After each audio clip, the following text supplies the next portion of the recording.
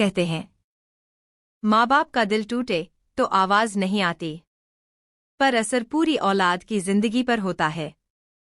आज की ये कहानी सिर्फ एक औरत की नहीं है, ये हर उस माँ की कहानी है जो अपने बच्चे को जन्म देकर खुद मिट जाती है, पर जब वही औलाद उसे छोड़ दे तो जिंदगी का मतलब ही बदल जाता है।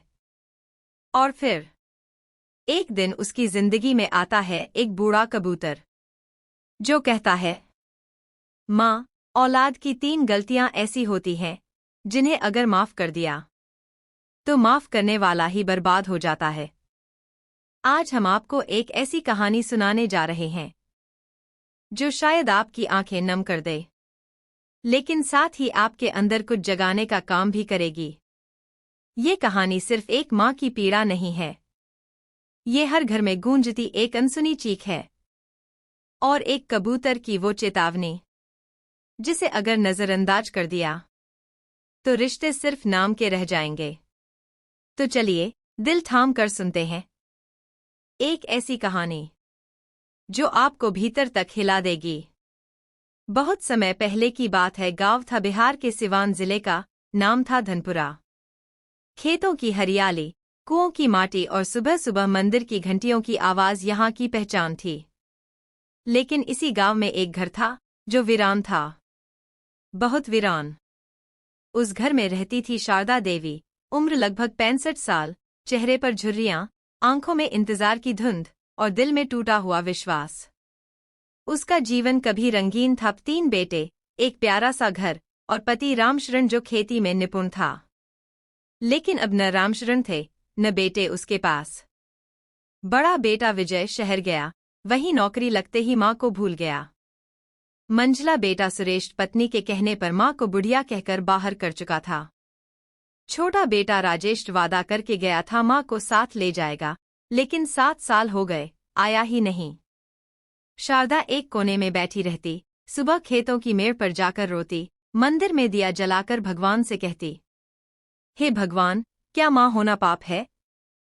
गांव की औरतें ताने मारतीं, शारदा दीदी, 3 बेटे हैं, फिर भी अकेली क्यों? लगता है आप ही ने कुछ बुरा किया होगा। शारदा चुप रह जाती, आंखों से आंसू बहते, लेकिन जुबान से कोई जवाब नहीं निकलता। एक शाम जब सूरज ढल रहा था और गांव की गलियों में अंधेरा पसरने लगा, शारदा दीवार पर टंगी रामशरण की तस्वीर को निहारती रही। रामशरण, अब नहीं होता मुझसे, सब कुछ खो चुकी हूं, अब चलूं तुम्हारे पास? उस रात शारदा ने एक मन बना लिया, पीपल के पेड़ पर जाकर अपनी जान दे देगी। गांव के बाहर वही पेड़ जहां वो रामशरण के साथ कभी बैठती थी। अगली सुबह बिना किसी को बताए शारदा कांपते कदमों से गांव के बाहर उस पुराने पीपल के पेड़ तक पहुंची। वो पेड़ बहुत बड़ा था, मानो सदियों से खड़ा हो। हवा में उसकी पत्तियां हिल रही थीं, जैसे किसी रहस्य को कानों में फुसफुसा रही हों। शारदा ने एक लंबी सांस ली, अब और नहीं जीना, अब बहुत हो गया। तभी अचानक ऊपर से एक आवाज आई, क्यों जा रही हो, माँ? मौत समाधान नहीं, सत्य की शुरुआत है।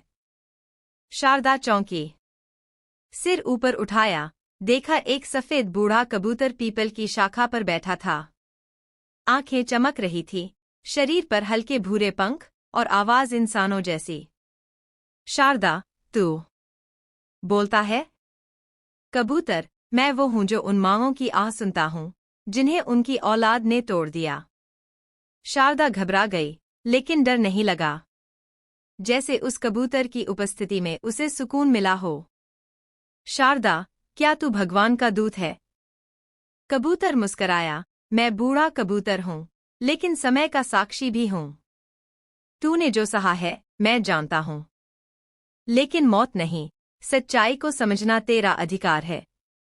कबूतर, सुनो माँ शारदा, औलाद की 3 गलतियां ऐसी होती हैं जिन्हें माफ करना माँ बाप की सबसे बड़ी कमजोरी बन जाती है, और वही गलती उनके विनाश का कारण बनती है।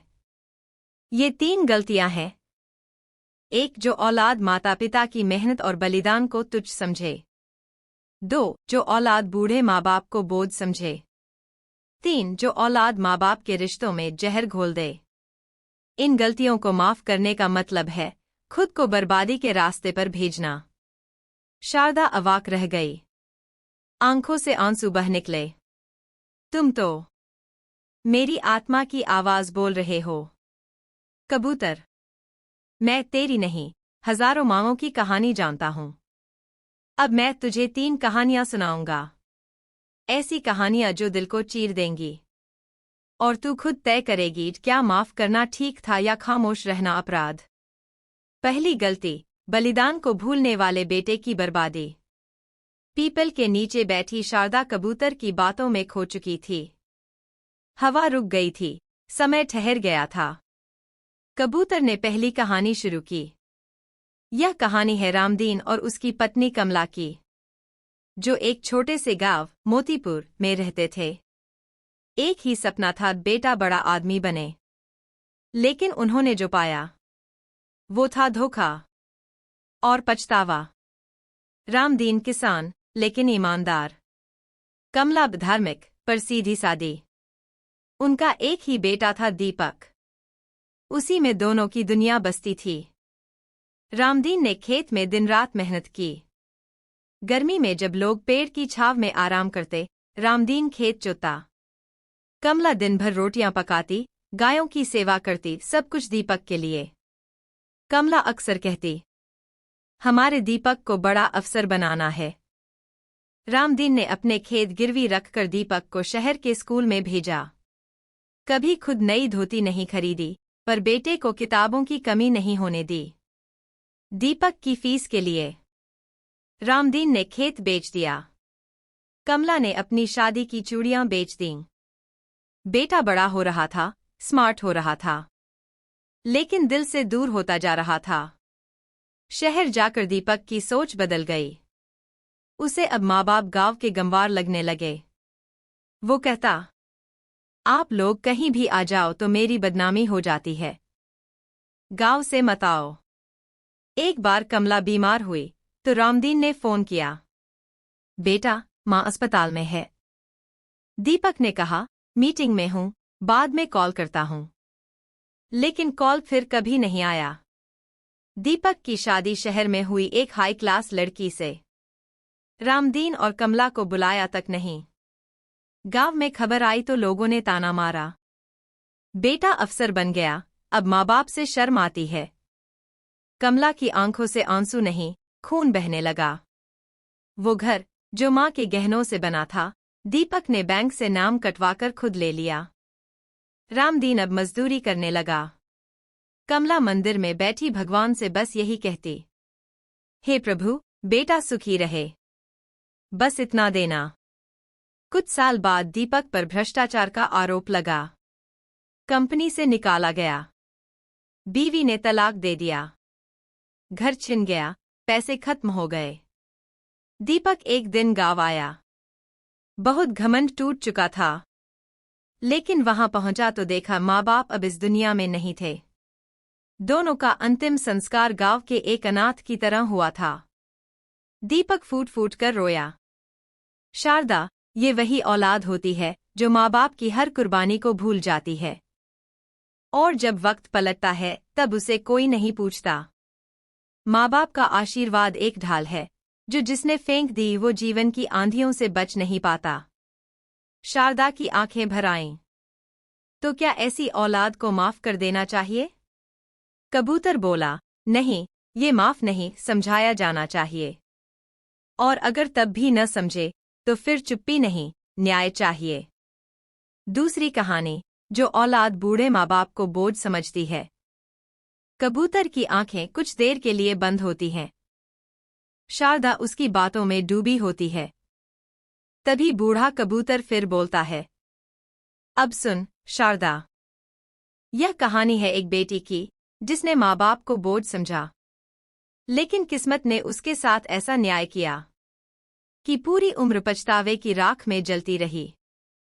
गांव सूरजपुर। बाप महेशराम, जो गांव का स्कूल मास्टर था। माँ असावित्री, जो घर की लक्ष्मी थी। इन दोनों की एक ही संतान थी, किरण, नाम की तरह चमकदार। पढ़ाई में तेज, बोलने में चतुर। महेशराम ने बेटी को बेटों की तरह पाला। बचपन में लोग ताना मारते, बेटी ही है, और कुछ नहीं हुआ, तो महेशराम गर्व से कहता, मेरी किरण ही तो मेरा बेटा है। महेशराम ने तनख्वाह से पैसे काट काट कर किरण को शहर के बड़े कॉलेज में पढ़ाया। मां सावित्री ने बेटी के लिए नई चप्पलें नहीं ली, पर किरण को बर्थडे पर मोबाइल दिया। सारी जिंदगी एक ही सोच में बीती, हमारी किरण एक दिन अफसर बनेगी और हमारे सारे दुख मिटाएगी। किरण शहर गई, जॉब किया, फिर एक बड़े अधिकारी से शादी की। अब वो एक फ्लैट में रहने लगी, एसी वाली गाड़ी में घूमती थी। कुछ साल बाद महेशराम और सावित्री ने सोचा, चलो बेटी के पास जाएं, कुछ दिन साथ रहेंगे। बेटी ने कहा, पापा, फ्लैट छोटा है, यहाँ सास ससुर भी आते हैं, आप गांव में ही रहिए ना, आपको तो वहीं अच्छा लगता है। सावित्री ने कहा, बिटिया, 2 दिन ही आ जाएंगे, बस तुझे देखने का मन है। किरण ने फोन काट दिया। थक हार कर एक दिन महेशराम और सावित्री किरण के फ्लैट पहुंचे।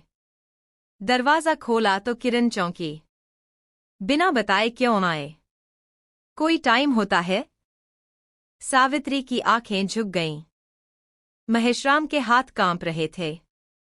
किरण ने पति से कहा, 2 दिन रहेंगे बस, फिर गांव चले जाएंगे। रात को किरण का पति बोला, देखो, ये गांव के लोग हमारे सोफे भी गंदे कर देते हैं, कहीं रखने का इंतजाम करो। किरण ने माँ बाप को एक वृद्धाश्रम में छोड़ दिया। यहाँ आपको सेवा मिलेगी, मंदिर भी है, आराम करोगे। महेशराम ने आखिरी बार अपनी बेटी की आंखों में देखा। क्या हम अब तेरे घर के नहीं रहे? किरण ने जवाब नहीं दिया। वक्त बीतता है, किरण की शादी टूट जाती है, पति किसी और से रिश्ता बना लेता है। किरण को नौकरी से निकाला गया, कंपनी डूब गई। अब अकेली थी, न कोई साथी, न कोई बच्चा। कई साल बाद किरण ने उसी वृद्धाश्रम में शरण मांगी, जहां उसने अपने माँ बाप को छोड़ा था, लेकिन वहां कोई जान पहचान नहीं बची थी। सावित्री और महेशराम दोनों एक ही दिन दुनिया छोड़ चुके थे, बिना बेटी को देखे। कबूतर की आंखों में नमी, पर आवाज सख्त। शारदा, जो औलाद बूढ़े माँ बाप को बोझ समझती है, उसका जीवन एक दिन उसे खुद ऐसा ही बना देता है, बोझ बनकर जीने को मजबूर। शारदा की आंखों से आंसुओं की धार बह निकली। क्या किरण को कभी माफ किया गया? कबूतर बोला, नहीं, वो खुद को भी माफ नहीं कर पाई। यह थी दूसरी भूल। औलाद जो माँ बाप की थकती आंखों और कांपते हाथों को बोझ समझे, उसे जीवन हर दिन आईना दिखाता है। तीसरी कहानी, जो औलाद माँ बाप के आत्मसम्मान को तोड़ती है, वह जीवन में कभी सुखी नहीं रह सकती। शारदा अब तक चुप बैठी थी।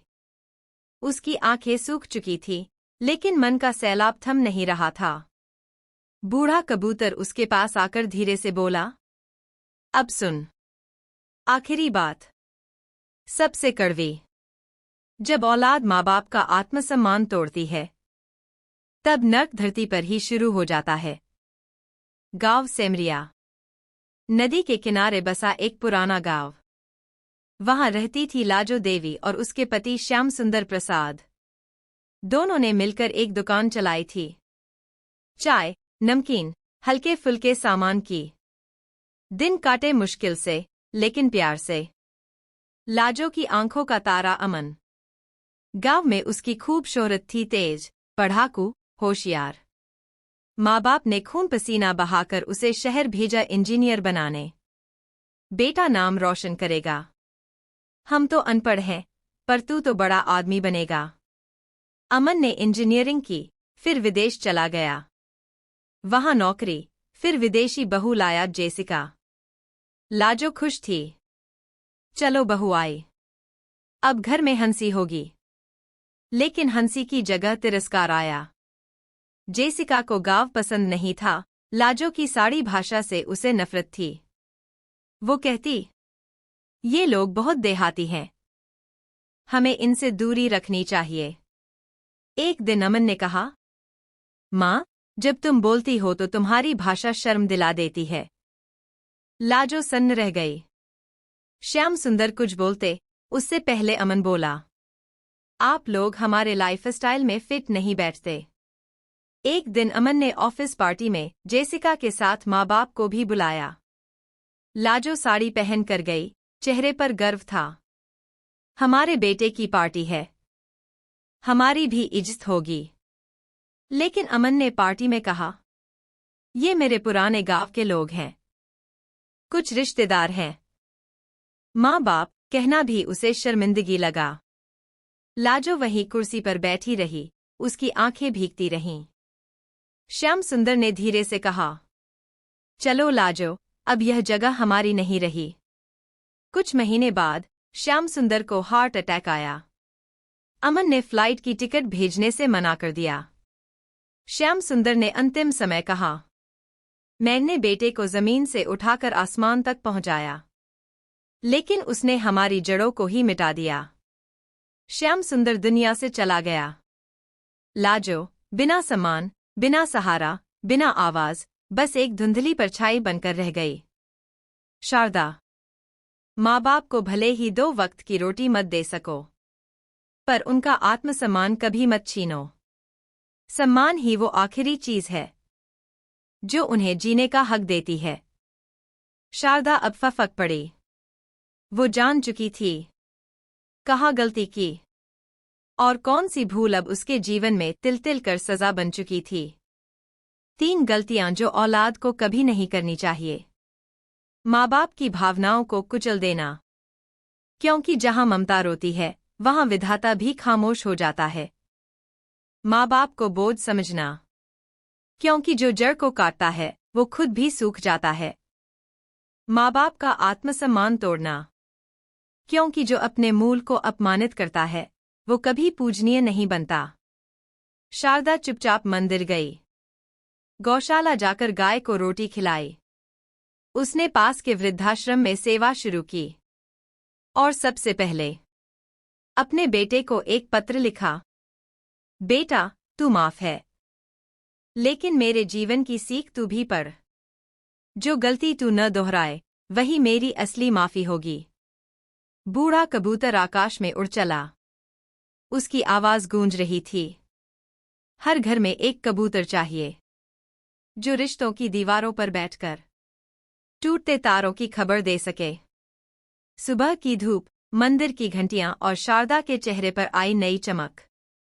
जिस औरत ने कल तक दुख और तिरस्कार में दिन काटे थे, आज वो वृद्धाश्रम में हर बुजुर्ग के चेहरे पर मुस्कान लाने वाली मां बन गई थी। अब शारदा दूसरे माँ बाप की सेवा कर रही थी, जिन्हें उनकी औलादों ने अकेला छोड़ दिया था। उसने पक्षियों के लिए दाना, गायों के लिए रोटियां और बुजुर्गों के लिए ममता अपनी दिनचर्या बना ली थी। शारदा ने एक दिन अपने बेटे को पत्र लिखा, बेटा, जब तक जिंदा हूं तुझसे उम्मीद है, लेकिन अब मैंने सीख ली है रिश्ते सिर्फ खून से नहीं कर्मों से भी बनते हैं। मैंने तुझे माफ किया, पर अब तुझसे उम्मीद नहीं करती। एक बात याद रखना, जो माँ बाप के दिल को तोड़ता है, वक्त एक दिन उसका भी दिल ऐसा तोड़ता है कि आवाज तक बाहर नहीं निकलती। उस पत्र ने शारदा के बेटे को झकझोर दिया। कई महीनों बाद एक दिन वह वृद्धाश्रम आया। रोते हुए माँ के पैरों पर गिर पड़ा और कहा, माँ, मैं बहुत बदल गया हूं, लेकिन तुमने मुझे सबक सिखा दिया। उस कबूतर ने मेरी भी आत्मा हिला दी। कहानी भले ही खत्म हो गई हो, लेकिन बूढ़ा कबूतर अब प्रतीक बन गया है, एक चेतावनी का, एक चेतना का, एक चेतक का।